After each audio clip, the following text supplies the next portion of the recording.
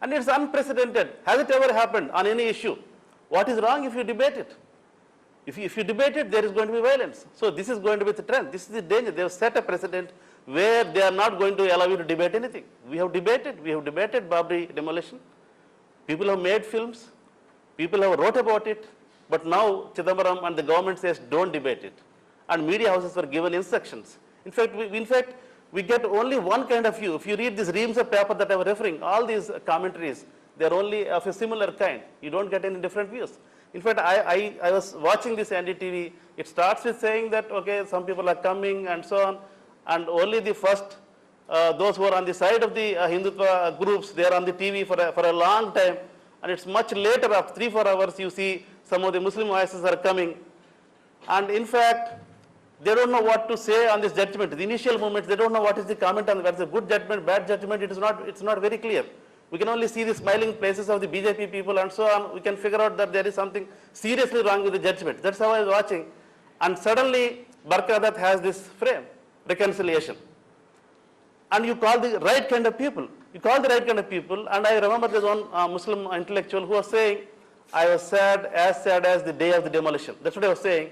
She did not allow him to speak. He was actually putting words into his mouth. No. Think of reconciliation. Think of creativity in the judgment. There is a possibility in this judgment. And after that, you don't find anyone who is disagreeing with this.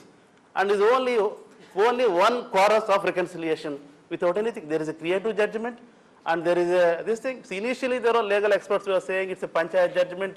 It is not according to the canons of law. And it is a well-settled law in the legal this thing. There is no other way that you can talk about this.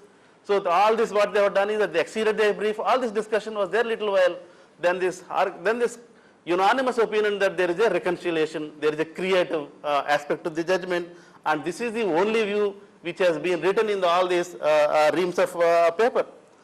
And in fact, what is the core of the judgment? Core of the judgment is a legal recognition to the birthplace of Ram, and based on the belief of the faith of the Hindus. That is at the core of the thing. They're saying that Rama was born there, and it is according to the beliefs of the Hindus, and we accept this. We accept this because there is also an archaeological report. So there is this reconciliation between this faith and reason. So this is the truth. And what are the categories? If you look at both the judgment and the debate, and that is again more a shocking experience. That the judgment refers to that there are Hindus, there are Muslims, and you have Nirmohi Akhara. These are the three parties. In fact, judgment refers to all three parties. Who are the parties? Hindus. Hindus, which includes all of us. Muslims, which includes all of us. So the debate is completely, the terms of debate has been changed. The NDTV started naming it Ayodhya verdict. The Babri Masjid title shoot. It is a simple issue of a land dispute, which is called Babri Masjid title shoot issue, which has made into an Ayodhya, a kind of a Ayodhya verdict. And the Ayodhya verdict is between a Waqf board and some other two parties, but that has been made into a dispute between Hindus and Muslims and Nirmoha Akhara. So this whole discussion is about faith of the Hindus, faith of the Muslims, and which involves all of us into the debate. Though we are, I assume that we are all not part of this controversy. We are all not part of this debate. We are not participating. We want to think and take a stand. What is the kind of stand? But the judges implicate us in this. The judgment implicates us, saying that the Muslims are saying this is a Muslim opinion, this is the Hindu opinion. And this is completely remarkable, the way that the judgment has changed the terms of the debate and made it into a dispute of the Hindus and Muslims and a dispute of faith and dispute of a long-standing dispute. So this is really shocking. And what is the response of the liberal intelligentsia? That there is depoliticization of religion, there is a possibility of reconciliation, and it's a great opportunity, and we can actually stop. I understand that their intention is also very democratic, secular. They don't want violence. They don't want Hindutva to rise. They are all here anti-Hindutva. They understand their anxiety, but what they are conceding in this whole process by debating in terms of Hindus and Muslims, and in fact what is shocking to me as a person is that first time I felt that this is a majoritarian country, that the judgment really shows, more than the judgment, the liberal opinion, the public opinion, the media opinion shows that they are actually debating this country as a country of Hindus and Muslims. And actually they're debating that it's a majority country. See, how are they discussing? Even in the NDTV and other kinds of discussions, that will the Muslim concede this? How much they want? So isn't it enough? This is time, let us put an end to this. So the whole burden is turned on to the Muslims and other Democrats and those who are speaking for this, saying that please don't precipitate. Please, for the sake of peace, shut up, don't debate this. And don't say anything about it. This is the terms on which debate. The terms are not in terms of this is a good judgment because of 1, 2, 3, 4 reasons. But they're just saying that don't debate this and concede this because this is a great judgment. And in fact, the silence and insecurity of the minorities and the very character of the judiciary as a Hindu judiciary. In fact, I was telling you that its structure is completely Hindu. And one of the judges has given you earlier judgment saying that Hindutva is the way of life. And it's a Hindu country.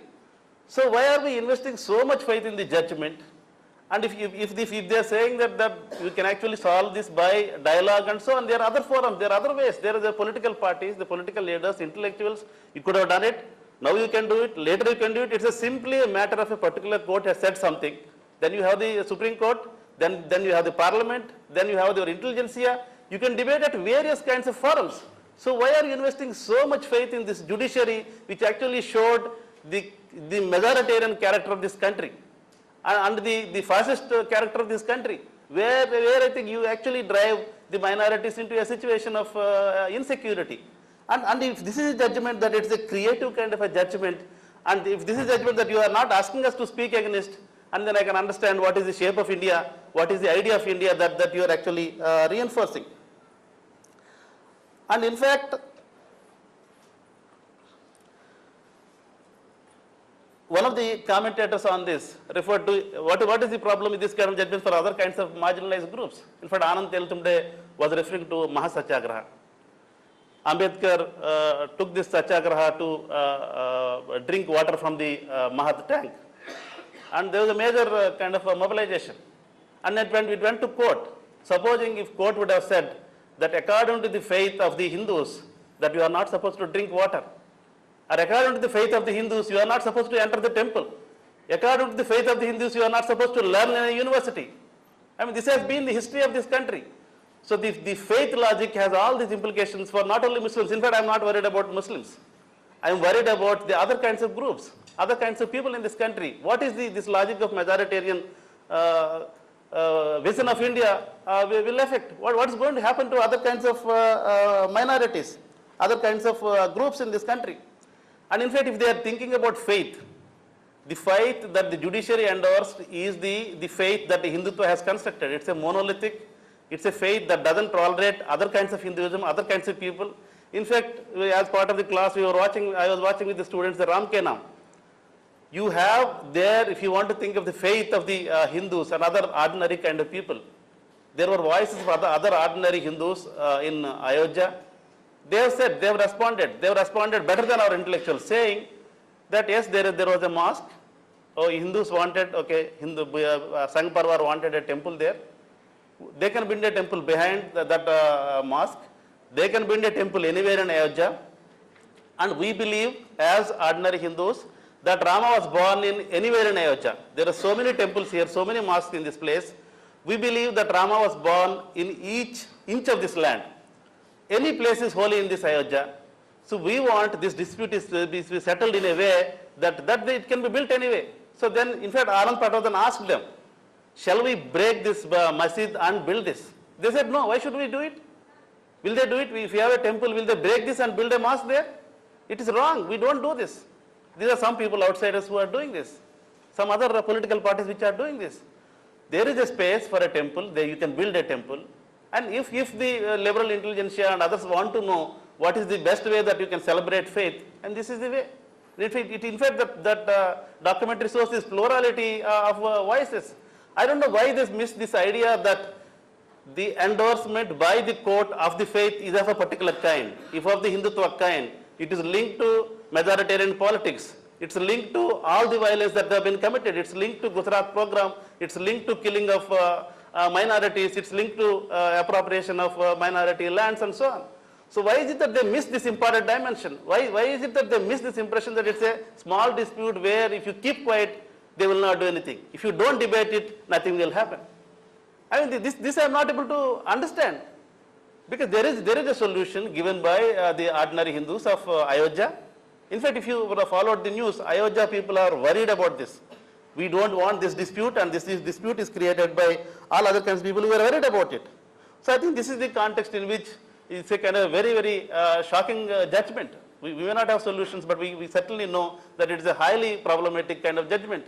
In fact, what is more shocking this time is that if you take the 90s period, you have a widespread spectrum of intellectuals, people talking differently. Now there is a unanimous opinion to the liberal intelligentsia that the judgment is great, and this is really a shocking kind of a incident for me.